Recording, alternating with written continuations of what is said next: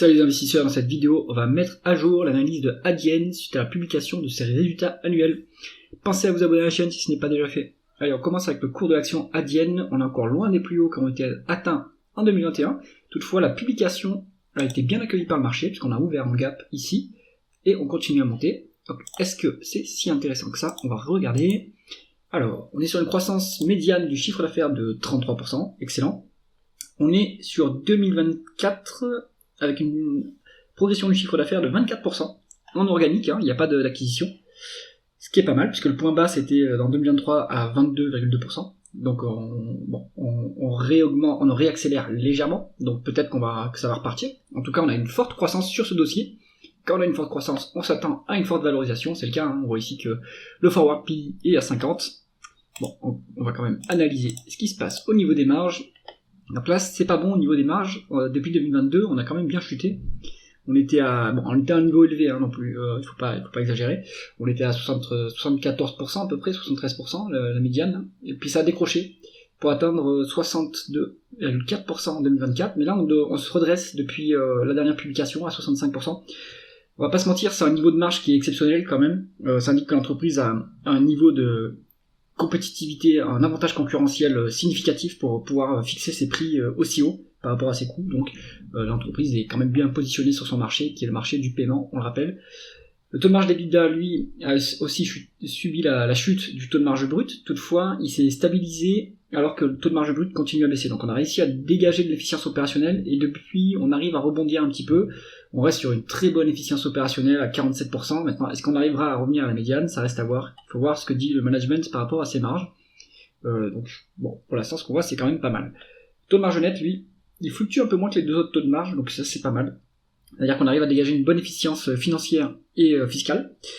On est sur un taux de marge net à 46%, c'est vraiment très élevé. Et ça, c'est les taux de marge du secteur finance, fintech. En fait, dans le fintech, ces taux de marge-là sont assez classiques. Et c'est très bon. C'est très bon parce que ça montre qu'on est sur un business de très bonne qualité.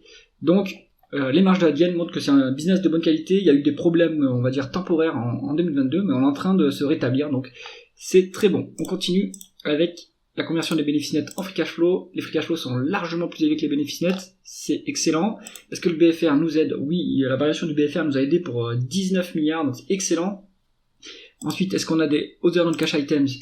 On a 423 millions, donc pas grand-chose. Et est-ce qu'on continue à investir dans l'appareil productif? Oui, on continue à avoir des capex plus élevés que les dépréciations amortissements.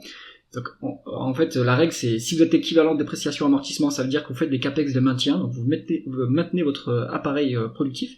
Et si vous en faites plus par rapport aux dépréciations amortissement de capex, eh bien, ça veut dire que ça fait des capex d'expansion pour aller conquérir de nouvelles parts de marché, pour continuer à augmenter la croissance. Donc ça, c'est très bien.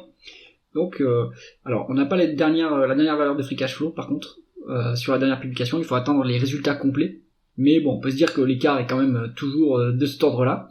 Donc il faudra utiliser les free cash flow pour valoriser l'entreprise plutôt que les bénéfices nets s'il n'y a pas de dette. Et on va continuer avec la rentabilité opérationnelle via le rendement des capitaux investis. En médiane, on est sur du 23,4%, donc ce qui est très bon. Dernière publication, on est à un niveau record à 33,5%. Donc on génère du cash opérationnel vraiment très élevé pour 1 euro, on a 1,33 €, pour 1 euro, on a 33 centimes, donc c'est excellent. On arrive à autofinancer la croissance, la croissance est à 24%, donc là on est au-delà de ce niveau-là, ce qui veut dire qu'on va avoir des excédents de cash. Donc ça va nous permettre de faire baisser la dette s'il y en a, et de rendre du cash, de s'auto-financer et de rendre du cash aux actionnaires, si le management a décidé de le prioriser ça. On regarde la dette, justement, plus le temps passe, plus la trésorerie nette augmente, c'est excellent, et ça nous génère des intérêts. On a généré 2 milliards d'intérêts sur la période. Alors c'est pareil, on n'a pas la dernière valeur sur la dernière publication, il faut attendre la publication complète avec le bilan, mais j'imagine que ça continue au moins, soit ça stabilise, soit ça continue à augmenter, cette trésorerie. Et donc là, on génère vraiment des intérêts à un niveau significatif, ça améliore le résultat financier, c'est excellent. Et maintenant, la rémunération de l'actionnaire, il n'y a pas de dividende. Dommage, on pourrait commencer à renverser à mon avis, vu que la rentabilité est plus élevée que la croissance et qu'on a des free cash flow largement positifs. Est-ce qu'on rachète des actions? Non, on dilue. Pourquoi on dilue? Alors, mon hypothèse, c'est qu'on fait des stock-based compensation, c'est-à-dire qu'on rémunère ses salariés en actions. Donc il y en a eu un petit peu sur la période, mais la dernière augmentation de capital ici, c'est pas du stock-based compensation, donc ça doit être de la rémunération des dirigeants en actions et pas des salariés, ou ça doit être des options avoir, en fait, en gros des plans de performance peut-être en actions, parce qu'on voit que la dilution est pas énorme non plus, il y a un peu de dilution, donc ça ressemble à ce genre de mécanisme. Donc, bon, un peu de dilution, c'est dommage, mais c'est rien de significatif non plus. Si on regarde le rendement de l'actionnaire, du coup, vu qu'il n'y a pas de dividende, il est faible. En fait, je sais pas le calcul qui est fait par Coifin. Si on regarde juste en termes de dividende et de rachat d'actions ou de dilution sans le désendettement, voilà, on est en négatif, hein, comme attendu, puisque en fait, on dilue un petit peu, il n'y a pas de dividende. Après, la valorisation ne justifie peut-être pas le fait qu'on rachète des actions, c'est ce qu'on va regarder tout de suite. On va se mettre en price to free cash flow, puisqu'il n'y a pas de dette, et puis la free cash flow représente mieux la profitabilité de l'entreprise. Donc, en fait, à mon avis, depuis 2022, depuis 2021, ça mériterait des rachats d'actions, puisqu'on est quand même largement sous-valorisé par rapport à l'historique.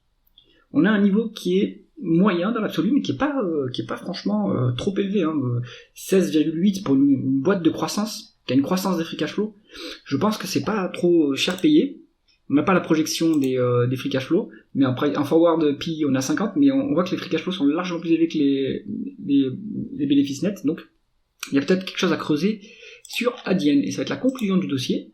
Bonne publication, avec la croissance qui semble se stabiliser ou remonter légèrement, ça c'est pas mal. Un peu de dilution, mais rien d'inquiétant. Il faudrait que ça se stabilise. On pourrait faire des rachats d'actions. Il y a une marge de sécurité, je pense. Il y a une décote sur Adyen. Donc, moi, je pense que c'est un dossier que vous pouvez mettre en watchlist et creuser si vous êtes intéressé. J'espère que cette vidéo vous a plu. Si c'est le cas, mettez un pouce vers le haut. Pensez à vous abonner à la chaîne. À bientôt.